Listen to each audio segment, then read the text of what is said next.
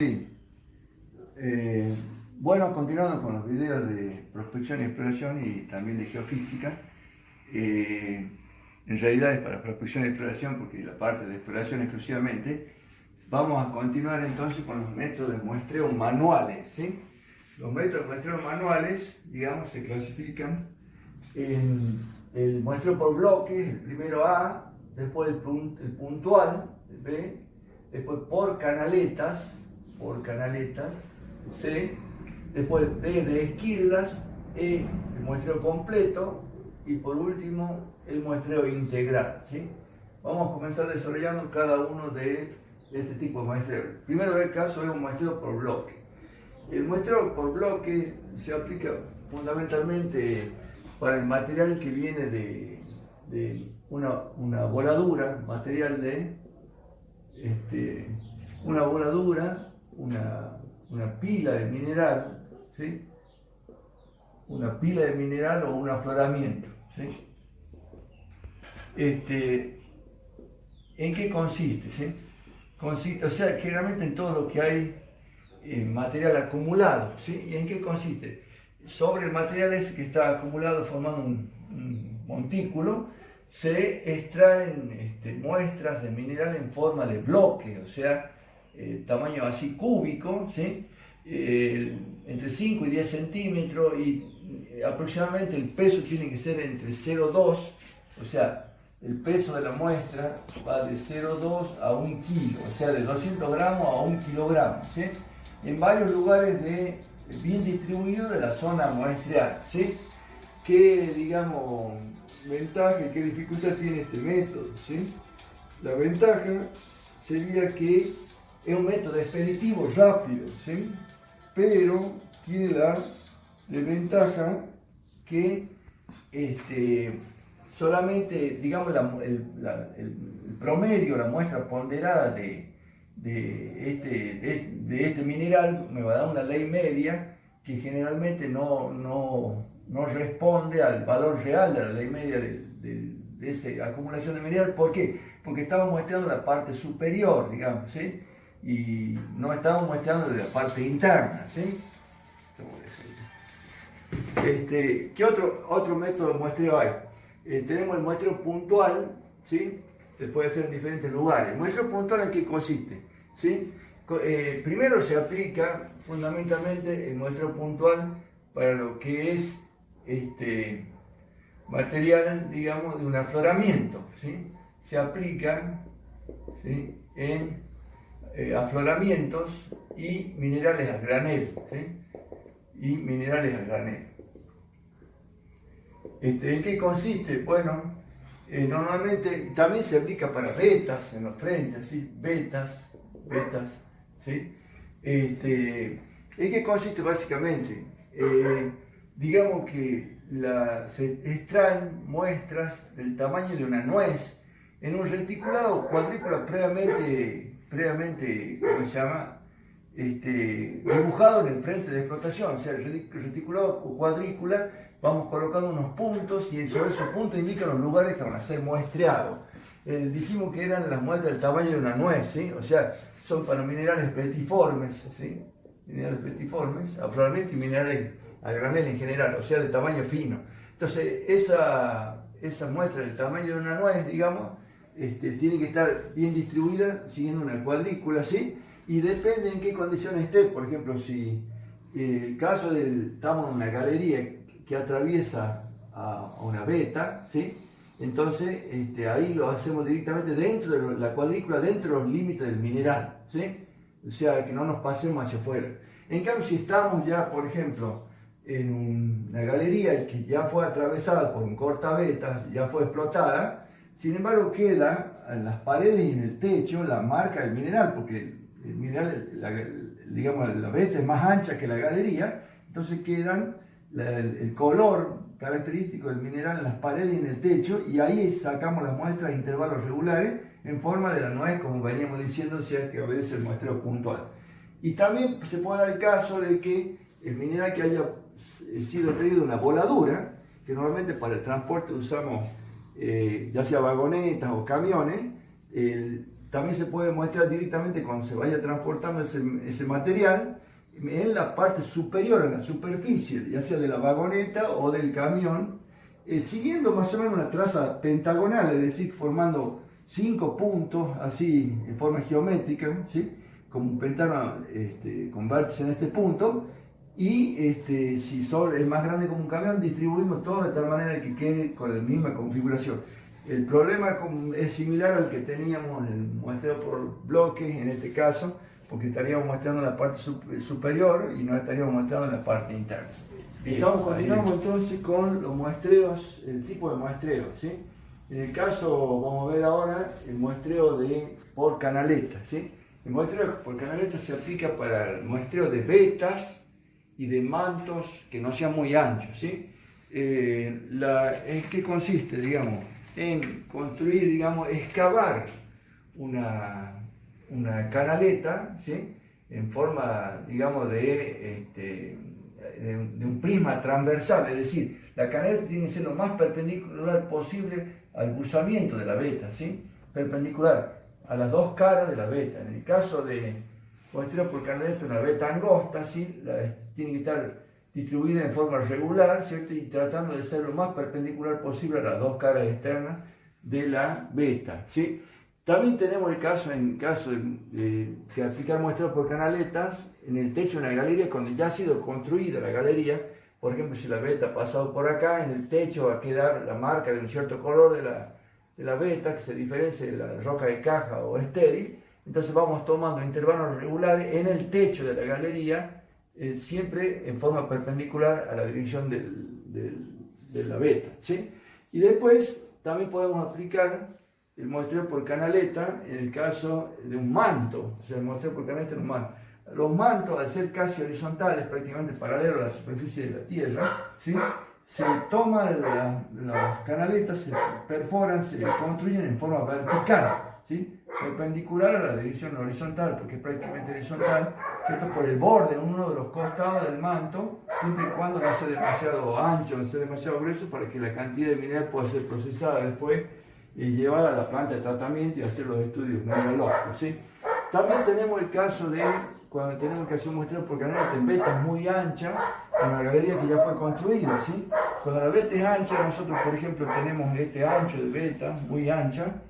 Si nosotros, cuando tenemos que excavar la canaleta en forma perpendicular al buzamiento, a la dirección de inclinación de la veta, al hacer desde la parte más inferior que hace contacto con el piso, de ahí trazamos en forma perpendicular, excavamos una canaleta hasta que llegue a la parte superior, al techo, ¿sí? Como no alcanza a cubrir toda la veta, porque la veta sigue más allá de una veta ancha, trazamos una paralela en línea de puntos a la división de inclinación de la veta, que nos marca, digamos, una parte del sector que ya está medido, y en el pie de esta nueva línea volvemos a excavar una canaleta de forma perpendicular. Obviamente la longitud total, la potencia o longitud total de la veta, que le llamamos L, va a ser igual a L1 más L2.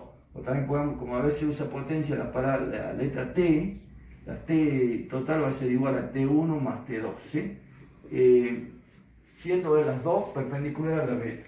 ¿Qué más tenemos? Tenemos el caso, a veces por cuestiones, digamos que operativas, tenemos problemas para medir, digamos, o excavar la canaleta en forma perpendicular. Un caso es cuando tenemos, por ejemplo, una galería ya construida que atravesó la veta, tenemos en el techo de la galería la marca de la veta, pero por datos geológicos sabemos que el buzamiento de la veta tiene una cierta dirección, y como nosotros podemos sacar en el techo, que es esta parte roja, cuando nosotros sacamos en el techo resulta que esa línea que hemos designado con H no es perpendicular a la dirección del buzamiento de la veta, por lo tanto no va a medir el ancho o potencia real T, pero hay una relación matemática entre T y H, porque el buzamiento, o sea, la línea de inclinación de la veta forma un ángulo alfa, que es el buzamiento, y que es el mismo propuesto por el vértice con este.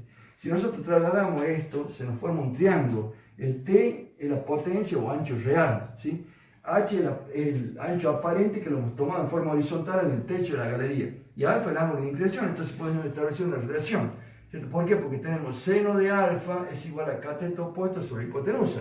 El cateto opuesto es T, ¿cierto? Y la hipotenusa es H. Entonces me queda T sobre H, ¿sí?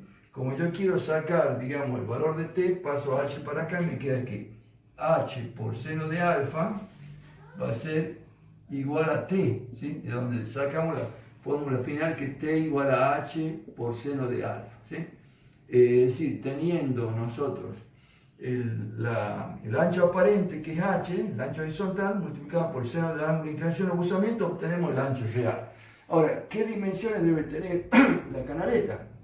Dijimos que se hace en forma transversal a la beta y normalmente le damos un ancho entre 5 a 15 centímetros de ancho, ¿sí?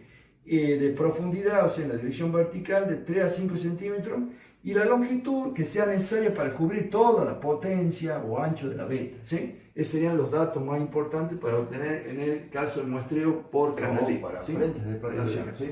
En el caso de esquirlas también es aplicable también al caso de frentes de explotación, minerales vertiformes, pero se usa mucho para minerales bastante duros, sobre todo metálicos, que cuesta excavar, digamos, la canaleta en forma de paralelepípedo, así de. Entonces, cuando es muy duro, se hace un corte en forma de V, así transversal, o sea, en forma de cuña, que a diferencia de canaleta, porque cuesta bastante darle esa forma. Es recomendable para minerales o rocas bien duras, ¿sí? Esta es la diferencia, el método de Esquirla con sección así en V y el método de canaleta con sección en U, donde se le puede hacer en forma más sencilla, ¿sí? En el caso del muestreo, el otro método es el muestreo completo. El muestreo completo consiste en arrancar, digamos, todo el frente donde está el mineral, una capa completa que va de 3 a 5 centímetros, ¿sí? De 3 a 5 centímetros de profundidad, dependiendo mucho de el mineral, digamos, si es duro o es blando, y también de su homogeneidad, o sea, se lo puede sacar con martillo ¿cómo se llama? Con martillo y punta, ¿sí? O también se puede sacar picándolo ¿cómo se llama? Con una perforadora manual, algo que le permite ir sacando de a poco, pero se usa mucho para vetas relativamente delgadas. ¿Por qué? Porque si son vetas anchas, esa profundidad de 35 centímetros arroja mucho material, ¿sí? O sea que es mucho gasto y si bien se lo puede reducir haciendo después posteriores cuarteos, pero de todas maneras se está movilizando mucho material, por eso más recomendable para vetas anchas, para vetas angostas, perdón, que para vetas anchas, ¿sí? Y bueno, una variante parecida a esta, el muestreo completo, digamos, el muestreo integral. El muestreo integral, digamos, que también es recomendable para vetas así angostas, ¿sí? Es hacerlo directamente con todo el material, digamos, recogido durante un avance, o sea, después de la perforación y la voladura, donde salió todo el material ese, directamente se lo toma el material y se le hace cuarteo para llevar a la cantidad necesaria para el laboratorio, ¿sí? Y ¿cómo se llama? Se calcula las leyes, se le estima las leyes en forma mediante métodos químicos. Si el material es muy abundante, se lo puede llevar directamente en el caso de camiones o vagonetas y tomamos una o dos muestras de cada camión o vagoneta y después hacemos una media ponderada para no manejar mucho material, es decir, teniendo en cuenta el peso de la muestra, digamos, y las leyes, establecemos el valor de la ley media ponderada. Y ya sabemos que la ley media ponderada por peso sería, por ejemplo, la ley 1 por el peso 1, más la ley 2 por el peso 2, más sucesivamente, más la ley n por el peso n, sobre la sumatoria de los pesos n, peso i, pongamos. O sea, peso 1 más peso 2 más peso n. Bien, eso es lo referente a los tipos de muestreo, ¿sí? Otros aspectos que son importantes también son lo que es la identificación de la muestra y hay algunos aspectos prácticos. ¿En qué consiste la identificación de la muestra? Porque una vez que yo saco la muestra, tiene que estar muy bien referenciada, ¿sí? ¿Cuáles son los que se debe anotar en la planilla de campo? Primero, la ubicación, es decir, la distancia al punto topográfico más próximo, ¿sí? Que esté georreferenciado, ¿sí? Es decir, la latitud y la longitud del punto y cuál es la distancia a donde yo tomé la muestra, ¿sí? Después hay que establecer leyes estimadas, eso lo tienen que hacer geólogos, ingenieros o técnicos que estén familiarizados con los valores de la ley, que sepan estimar a ojo, a simple vista aproximadamente qué ley es, digamos, ¿sí? Después, uno de los datos más importantes también es el rumbo y usamiento, que son datos geológicos porque nos van a permitir después programar la explotación de acuerdo a la inclinación que tenga el yacimiento y el volumen, ¿sí? El tipo de mineralización, si digamos es una mineralización de tipo betiforme, si es diseminada, es decir, el estado que se encuentra el mineral, digamos, el mineral útil, por ejemplo, si es oro, en qué otro mineral está disuelto, si está en pirita, en calcopirita, etcétera, ¿sí? Y también el estado de la roca de caja, es decir, si está fracturada, ¿sí? Si es autoportante, si la roca de caja es deleznable o no, ¿sí? ¿Qué otro dato más se pone? Se coloca la fecha de muestreo, ¿sí? Porque eso todo después va a un registro y se tiene que corresponder, digamos, con los valores tomados en la realidad. El ancho o potencia, que es uno de los valores más importantes, la ley y la potencia, el ancho, vamos a poner ahí, o potencia, es uno de los datos más importantes que sacamos. Y también, finalmente, hay que hacer una especie de croquis o bosquejo a mano alzada de la ubicación del lugar para que si llega a surgir alguna duda, se llega a traspapelar los valores para verificar a qué punto realmente correspondía en el que ha sido muestrado. ¿Qué otra cosa importante también son los aspectos prácticos del muestreo? Es decir, normalmente se le da la indicación a la persona que va a tomar la muestra, normalmente algún técnico, geólogo le explica, pero ¿en qué consiste el aspecto práctico? Nosotros vamos al lugar, supongamos que tenemos acá la veta que tenemos que hacer, supongamos por canaleta, ¿sí? Lo primero que tenemos que hacer es limpiar bien, raspar con algún cepillo, algo, eliminando las zonas alteradas. Normalmente los minerales metalíferos tienden a oxidarse y forman un color rojo. Lo que hacemos nosotros es remover las capas alteradas para que quede, digamos, al descubierto el mineral que nosotros queremos muestrear, ¿sí?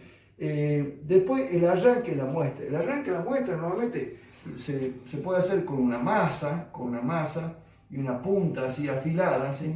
Que uno le va pegando ahí a la muestra y se va rompiendo, se va descascarando, ¿sí? También se puede hacer con martillos neumáticos o con el conocido que usan los geólogos, que son la famosa llamada piquetas, que también sirven bastante para esto. En el caso de lugares así que son alejados, les cuesta acceder, también son útiles los perforados tipo Cobra de Atlas Copco, que son bastante, digamos, manuales, se los puede llevar, trasladar y pueden servir para romper este tipo de minerales, ¿sí? Y ¿qué hay que hacer? Una vez que hemos arrancado con el martillo, con la punta, con la masa, ¿qué hay que hacer? ¿Cómo se los recolecta? Normalmente se pone una bolsa tipo mariposera, o sea, es una bolsa así como una bolsa tipo arpillera, ¿sí? Tipo arpillera, que nosotros la usamos para recolectar la muestra, ¿sí? Y también en el piso, siguiente a la galería, ¿sí? En el piso también hay que extender una lona, al efecto que si se cae material quede ahí, no se mezcle con el que está en el piso, y después lo recogemos y lo ponemos en la bolsa, ¿sí? Tenemos que, una vez que hemos recolectado todo, tenemos que cerrar la bolsa e inmediatamente poner un rótulo identificatorio donde figuran todos los datos que hemos mencionado recientemente, es decir, la ubicación, la ley estimada a ojo, todos los datos anteriores. Esos serían los aspectos más importantes que se interesan en la forma práctica de hacer el muestreo. Sí. ¿Sí? Estamos con errores de muestreo, ¿sí? A ver, estábamos diciendo que hay distintos tipos de errores, ¿sí? Tenemos los errores involuntarios, ¿sí? Errores involuntarios, ¿sí? Y después tenemos errores, digamos, voluntarios o también llamamos salado de la muestra, errores voluntarios o salado de la muestra, ¿sí? Voluntarios o salado de la muestra, ¿sí? ¿Cuáles son los errores involuntarios? ¿Sí? Los errores involuntarios es cuando se comete error por no seguir las normas estrictas en cuanto a la técnica de muestreo, ¿sí? ¿Qué puede ser, por ejemplo, digamos, usar bolsas contaminadas, o sea, con material de otra área de la mina, ¿sí? Podemos, ¿qué otra cosa? Por ejemplo, digamos, colocar, digamos, rótulos equivocados, por ahí, falta de concentración del que está muestreando, ¿sí? Y anota mal los datos del rótulo, de la posición de donde se tomó la muestra, etc. ¿Qué más tenemos? Por ejemplo, muestrear digamos, afuera de la veta, ¿sí? De la veta. Uno normalmente cuando va a mostrar la veta, digamos, tiene que estar concentrado en los límites donde termina la veta, ahí cortar, pero algunos, ya sea por fatiga o por descuido, sacan más allá. Otro error fundamental, sobre todo al muestrear por canaleta, no muestrar en forma perpendicular, o sea, no tomar la muestra en forma perpendicular, ¿cierto? Que tiene que ser perfectamente perpendicular para determinar la potencia de la beta, en forma perpendicular, ¿sí? Después hay otros que tienen que ver también con, digamos, problemas de cansancio, ¿sí? Sueño, o sea, agotamiento, sueño, ¿sí? Sueño, digamos, y falta de conocimiento. Todo eso digamos, se trata de reducir o eliminar haciendo un buen programa de capacitación. O sea, esto se consigue con un buen programa de capacitación a las personas que vayan a ser, a los ayudantes, a los geólogos, a los ingenieros, hacer un buen programa de capacitación de forma permanente. Por ejemplo, todos los fines de semana se le da charlas y se le instruye cómo tomar las muestras.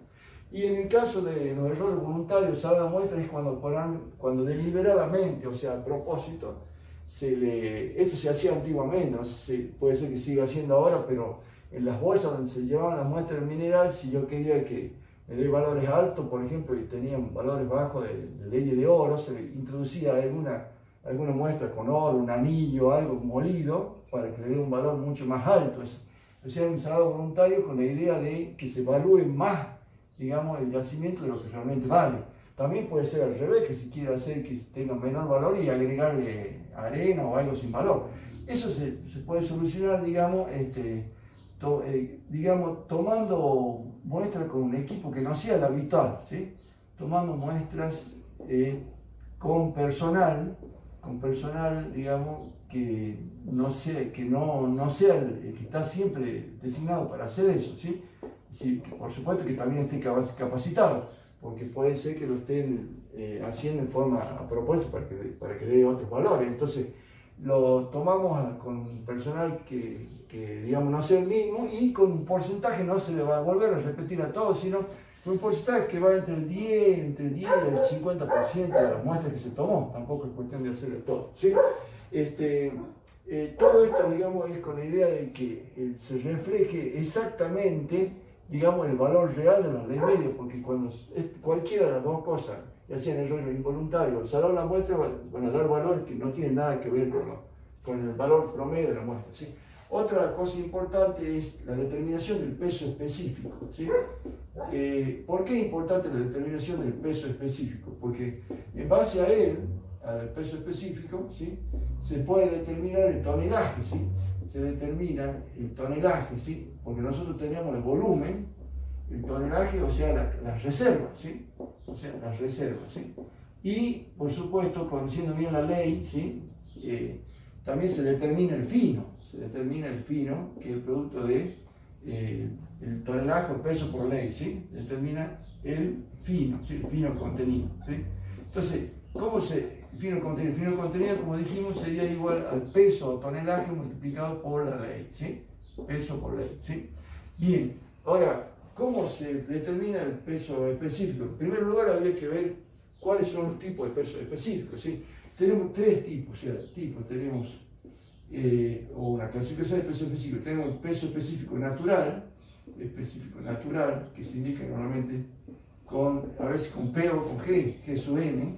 Después tenemos el peso específico seco, que se indica con G sub S, y el peso específico, digamos, del mineral, que se indica con G sub M, ¿sí? Bien, ¿qué diferencia entre ellos? El peso específico natural se define como el peso del mineral, de la muestra que yo traje, conteniendo agua y también con los poros, digamos, los volúmenes de poros o espacio vacío, ¿sí? Sobre el volumen total de la muestra, ¿sí? Ese volumen incluye tanto la parte del mineral como de los poros, porque ustedes sabrán que el mineral, digamos, tiene en su interior, ¿sí? Huecos vacíos que no forman parte del mineral, que hace variar el valor del peso específico. Lo mismo si tiene gotas de agua o humedad que están adentro, ¿sí? En este caso va todo, ¿sí?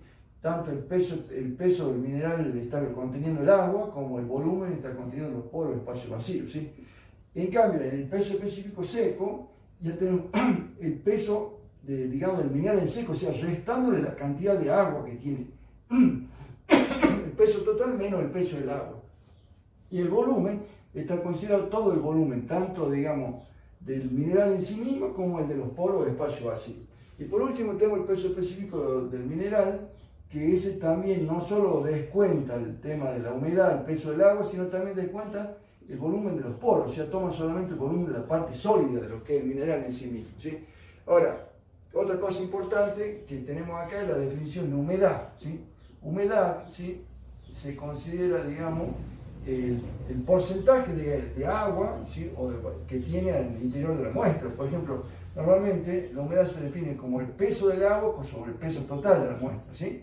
Y otro también concepto importante es la humedad, la vamos a llamar H, ¿sí? H sería peso A sobre P, ¿sí?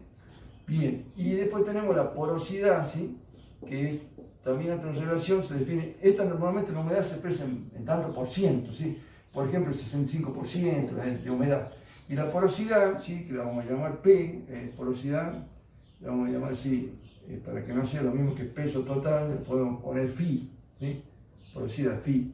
Este sería igual al volumen de los poros sobre el volumen total, ¿sí? En donde incluye tanto el mineral como los poros. Bien, ahora, ¿cómo están relacionados, sí? Fíjense, podemos ver cómo se relacionan primero estos dos, vamos a tomar estos dos y ver cómo los podemos relacionar. Y vamos a tener que, si tenemos que peso específico natural igual a peso sobre volumen, ¿sí? Vamos a despejar de acá el volumen, queda que peso específico natural por volumen va a ser igual a peso, ¿sí? Y de ahí sacamos que el volumen va a ser igual a peso sobre peso específico natural.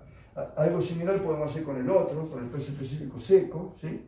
Que es igual a P menos peso A sobre B, ¿sí? Y queremos despejar el volumen. Pasamos volumen para acá, queda peso específico seco por el volumen igual a P menos peso A, ¿sí? Y de ahí sacamos el volumen, que es igual a P menos peso A sobre el peso específico seco. Como tenemos dos expresiones para el volumen, ¿sí? Podemos igualarlas, porque son iguales los primeros miembros, entonces también son los segundos. Entonces igualamos el segundo de acá con el segundo de acá, queda que el peso sobre el peso específico natural es igual a peso menos el peso del agua sobre el peso específico seco. Vamos a pasar multiplicando para acá, me queda que el peso específico seco por el peso es igual al peso específico natural por P menos peso A, ¿sí? Y ahí vamos a despejar, digamos, el peso específico seco, va a ser G sub N por P menos peso A, ¿sí? Sobre P, lo pasamos dividiendo P, y vamos a distribuir P en estos dos términos, que quedaría que el peso específico seco va a ser igual peso específico natural por P sobre P menos peso A sobre P, ¿sí? ¿Y qué tenemos acá? Que P, este es un menos. Se va el P con el P, me queda 1 ahí, ¿sí? Y peso del agua sobre el peso es lo que hemos definido como H, como humedad. Entonces el peso específico seco va a ser igual al peso específico natural por 1 menos H. Esta es la relación, digamos, que vincula al peso específico seco con el peso específico natural y con la humedad. También podemos vincularlo, digamos, al peso específico seco con el peso específico del mineral, o sea, G sub S como G sub M, ¿sí? Ya lo hacemos, ¿sí? ¿En qué consiste esa relación, ¿sí? Vamos a despejar, digamos, de acá el peso específico seco, vamos a sacar el segundo mismo, G sub S igual a P menos peso A sobre B. Entonces de acá despejamos P menos peso A, pasamos multiplicando G sub S por B, va a ser igual a P menos peso A, ¿sí? Bien, y lo mismo vamos a hacer con el peso específico del mineral, G sub M, que va a ser igual a P menos peso A sobre B menos B sub P, ¿sí? Como yo quiero despejar P menos P, acá lo voy a permutar, va a quedar P menos peso A, va a ser igual a G sub S por B.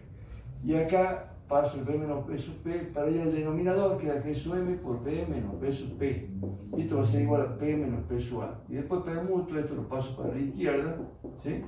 Me queda G sub M por B menos B sub P. Ya tengo la misma expresión que es P menos P sub A en los dos las dos, digamos, ecuaciones en el primer miembro, entonces los puedo igualar, el segundo con el segundo, y me queda aquí. G sub S por B va a ser igual a G sub M por B menos B sub P, ¿sí? Entonces, de acá vamos a despejar G sub S, va a quedar G sub M por B menos B sub P dividido en B, ¿sí? Y ahí podemos distribuir, digamos, el denominador, ¿sí? Al distribuir el denominador me quedaría que G sub S va a ser igual a G sub M por B sobre B menos B sub P sobre B. Entonces me quedaría que G sub S va a ser G sub M por 1 menos, y acá me dice volumen de los poros sobre el volumen total, se define como la porosidad, que en este caso le llamé phi, 1 menos phi. Entonces acá tenemos la relación entre el peso específico seco, el peso específico mineral y el valor de la porosidad, ¿sí? Acá habíamos también establecido la relación que había entre el peso específico seco, el natural y de la humedad. Ahora bien, de los tres valores estos, ¿sí? Normalmente el valor, digamos, el menor valor es G sub S, ¿sí? Y el mayor valor es G sub M, ¿sí? ¿Qué pasa? ¿Cuál se puede determinar con mayor, digamos, facilidad en el campo? En el campo normalmente lo que nosotros determinamos es el peso específico natural, porque el peso específico mineral es difícil sacar el agua y calcular la porosidad, por eso determinamos el natural o el específico seco. Ahora, ¿cómo determinamos el peso específico natural en la práctica? En la práctica, ¿cómo hacemos? Tenemos un yacimiento, supongamos acá tenemos la veta, ¿sí? O un afloramiento, cavamos ¿cómo se llama? Un orificio, un pequeño agujero, ¿sí? Y sacamos el mineral de ahí, ¿sí? Ese mineral se saca afuera y se lo pesa, ¿sí? O sea, nosotros determinamos el peso, ¿sí? Y sabemos que el peso específico natural va a ser el peso sobre el volumen. El peso lo medimos afuera, el volumen será el volumen del agujero, de este cilindro que está acá. Ahora, ¿cómo determinamos el volumen del agujero? Normalmente usamos un elemento, digamos, un material que tenga peso específico conocido. Por ejemplo, puede ser granillas de plomo, o se puede usar yeso también, que ya sabemos aproximadamente su peso específico, ¿sí? Y cómo lo calculamos, nosotros sabemos que el peso específico, llamémosle X igual a peso X sobre el volumen, ¿cierto? ¿Sí? Entonces de ahí vamos a calcular el volumen va a ser igual a peso X sobre G sub X, ¿sí? Como este G sub X lo conocemos porque nosotros sabemos el material que estamos introduciendo ahí, ya sea, digamos, plomo, cobre o yeso, ¿sí? Ese valor es conocido y el peso lo medimos, entonces al dividir conocemos el volumen del agujero, que después lo reemplazamos acá y obtenemos el peso específico del mineral. También se puede introducir esa muestra de yeso en un recipiente con agua y calcularlo por el principio de Arquímedes, ¿sí? Porque por el volumen del líquido desalojado, que el peso del mineral es igual al peso del líquido desalojado. Pero el procedimiento más común es eso, usar un material de peso específico conocido y en base a eso determinar el peso específico del mineral. Ahí lo dejamos.